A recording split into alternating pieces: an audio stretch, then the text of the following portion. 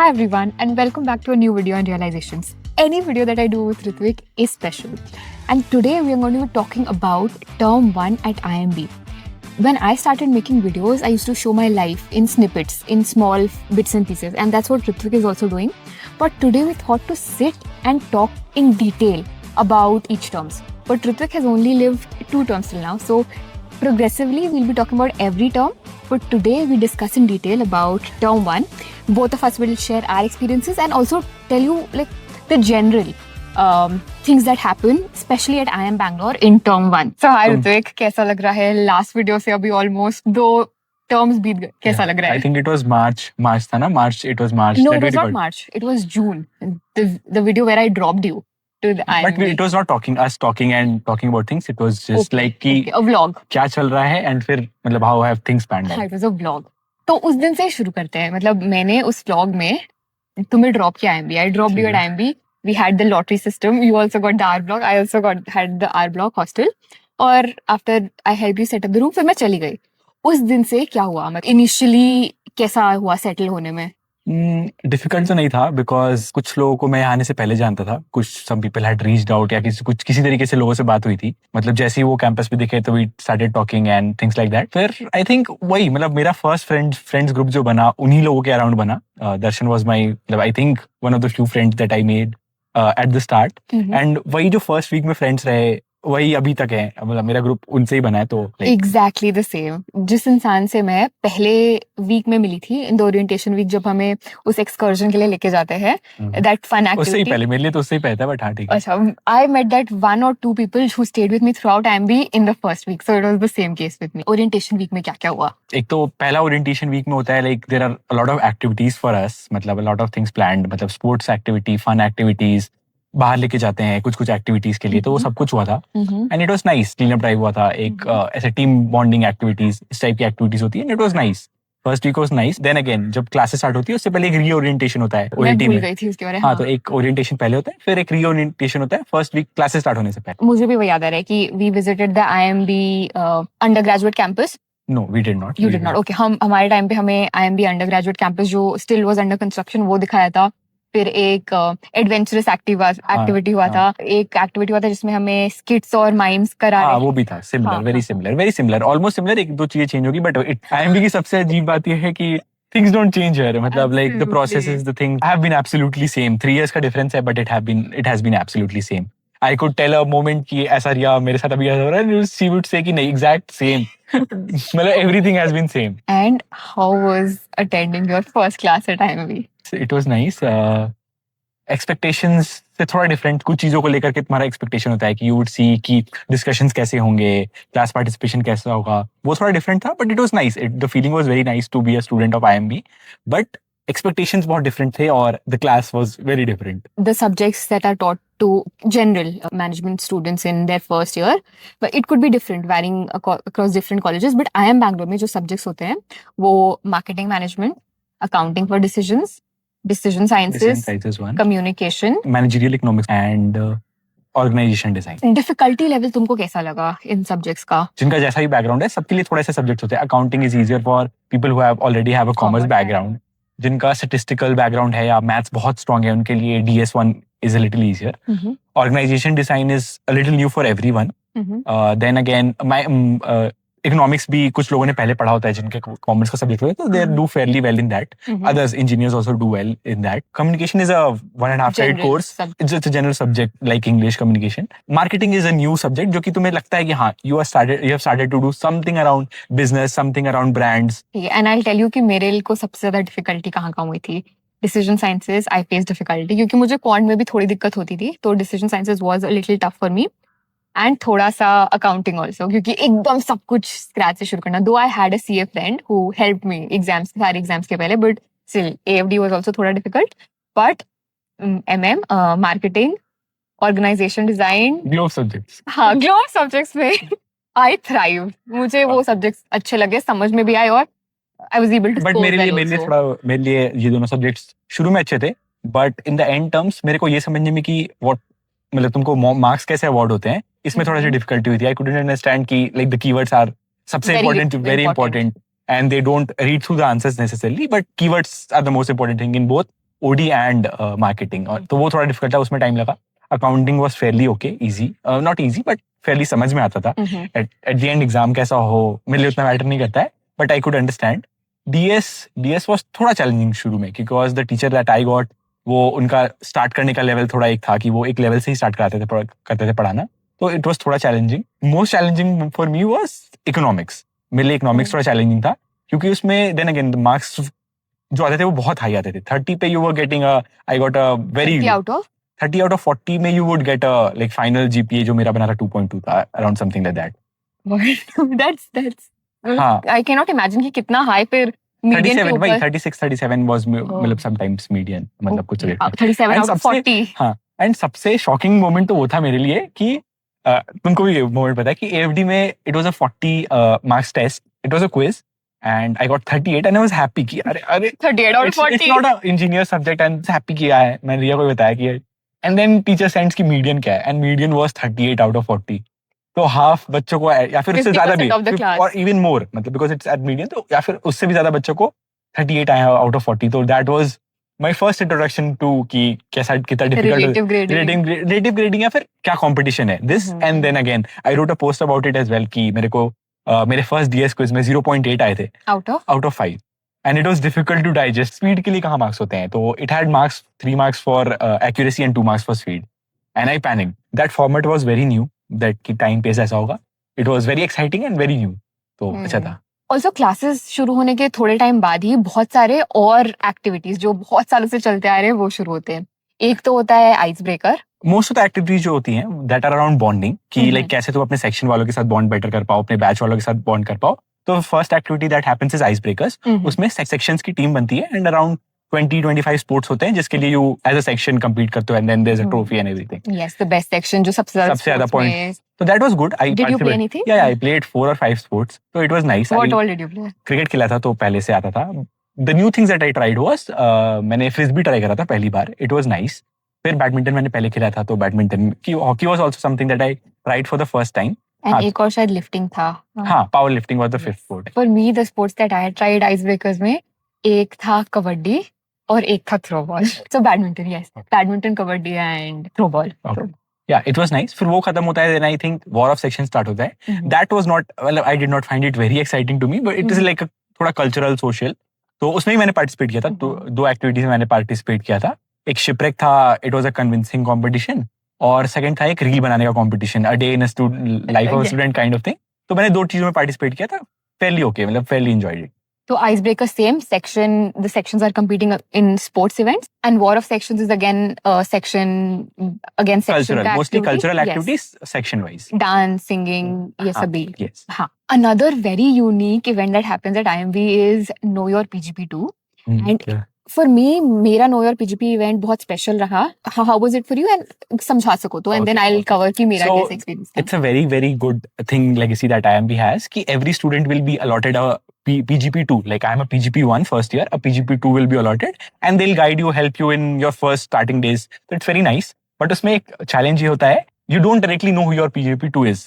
You have to find it out. You'll be given clues by a group of friends. जो भी तुम्हारा PGP2 होगा, उनके friends का एक group होगा.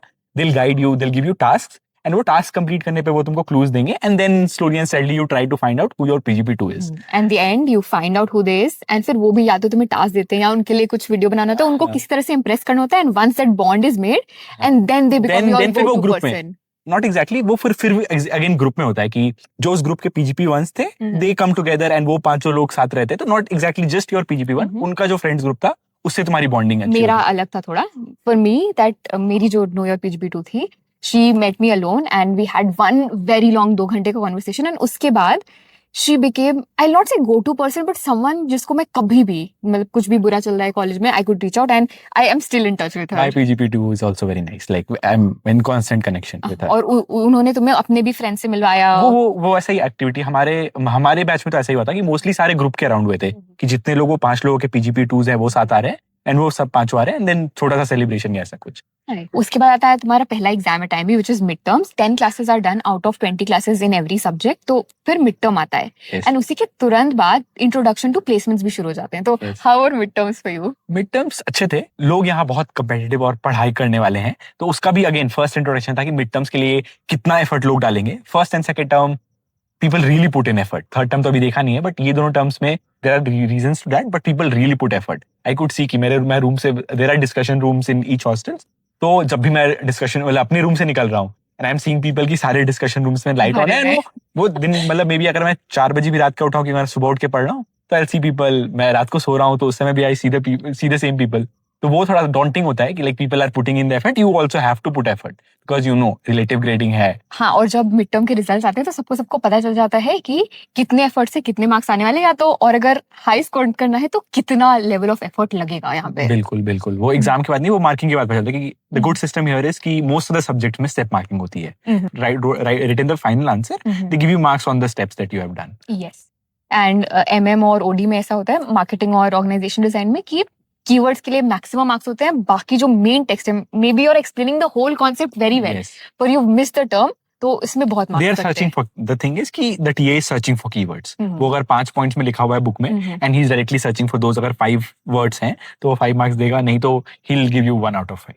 Because the expectation is you're an MBA, you have to use those jargons, and yes. and there is logic to that. They say वो भी हमें समझाया था कि why you can say in 1 word what you can say in 20 words.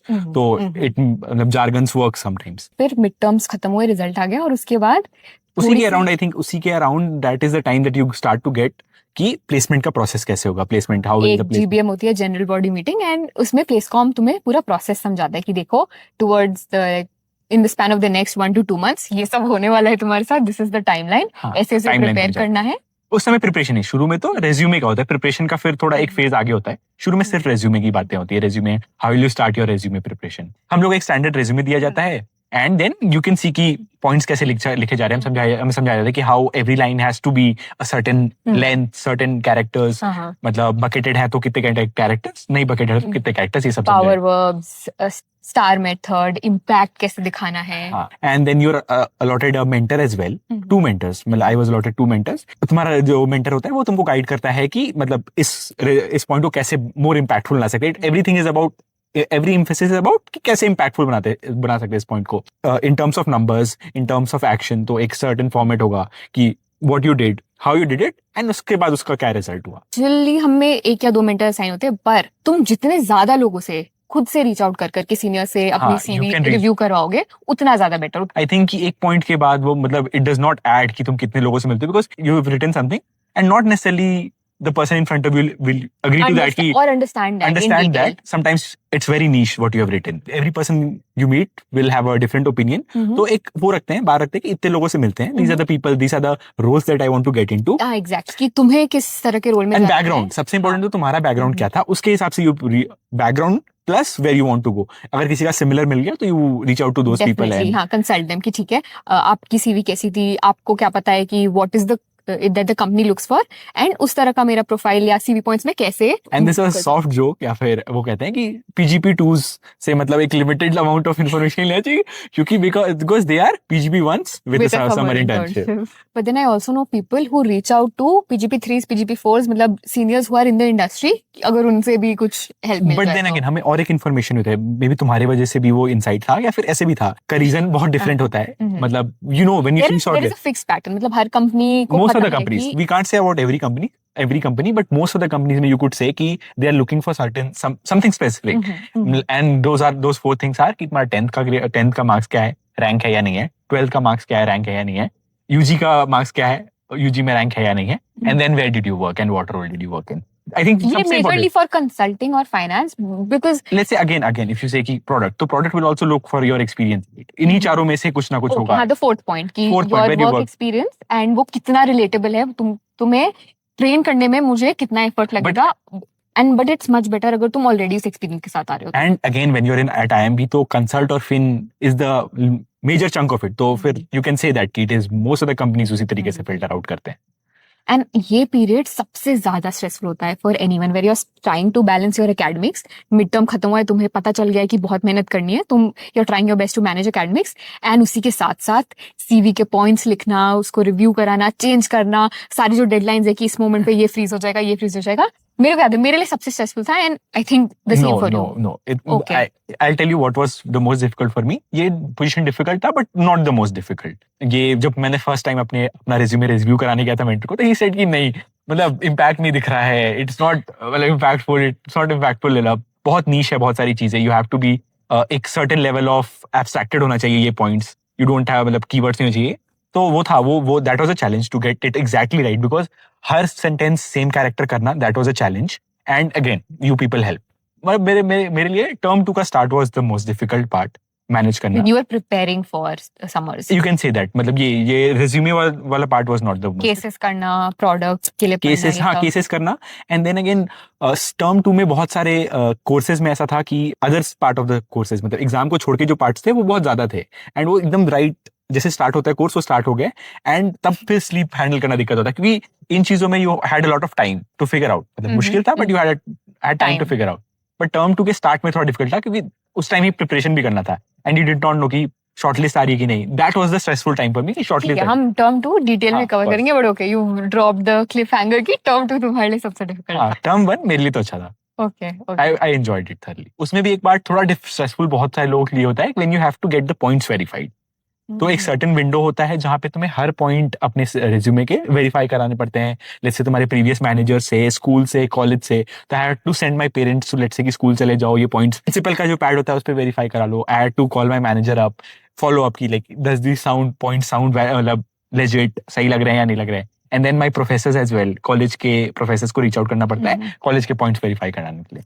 ये मेरे लिए थोड़ा सा इजी था, क्योंकि मेरे सारे स्कूल्स के ईमेल आईडीज थे @loreto.com और समथिंग, बट तुम्हारे एक स्कूल मतलब ऐसा था multiple of his educational institutions did not have a dedicated domain name. तो फिर उनमें फिर आपको लेटर पैड पे लिखवाना पड़ता है, तो यू हैव टू फिजिकली जाकर के करना.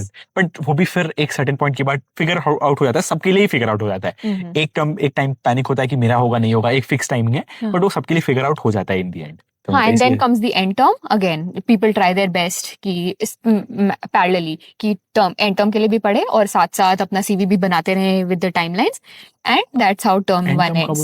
हाँ, तो that is around the time कि आपके end terms होते हैं और उसका रिजल्ट ऑलमोस्ट तुरंत ही आना स्टार्ट हो जाता है सारे सब्जेक्ट्स के. And then you start to get your CGPA, मतलब GPA for each subject. And मन में वो फियर शुरू हो जाता है कि the moment I come back from the term 1 के बाद वाला break, all hell is going to break loose and I have to start the placement prep एकदम सीरियसली. हाँ, 15 सितंबर के राउंड लाइक नया टर्म स्टार्ट होता है, एंड नेक्स्ट 15 या नेक्स्ट 13 से आपका प्लेसमेंट है. But then again consult, fin, जितने भी आपके शॉर्टलिस्ट होते हैं वो पहले स्टार्ट हो जाते हैं, वो उसके पहले इंटरव्यूज होते हैं, सारे बड़ी कॉल्स उससे पहले स्टार्ट होते हैं. You have to be prepared बहुत पहले से. So yeah this was term 1 at IMB. And as Hrithik has already told कि टर्म 2 इसके लिए सबसे डिफिकल्ट था, तो जो हम अगले वीडियो में कवर करेंगे. And lot of more. ऐसे भी मैं मतलब जो चीजें एक्टिविटीज मेरे लिए फन होती है, मैं एंजॉय करता हूँ, I keep sharing it in bits and pieces जो चीजें होती हैं. यस, ठीक है, तो फिर ये वीडियो यहीं खत्म करते हैं and see you in the next one. Bye bye. में पेन निकाल नहीं, ताकि मैं कंट्रोल कर पाऊँ. अभी मैं मतलब सिर देखने के लिए सब कर रहे हैं. नहीं, पूरा फ्रेम खाली लग रहा है. किस तरह?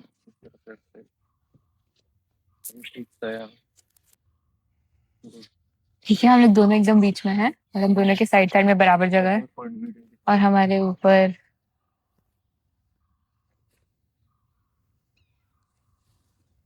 बाल ठीक है. बाल तो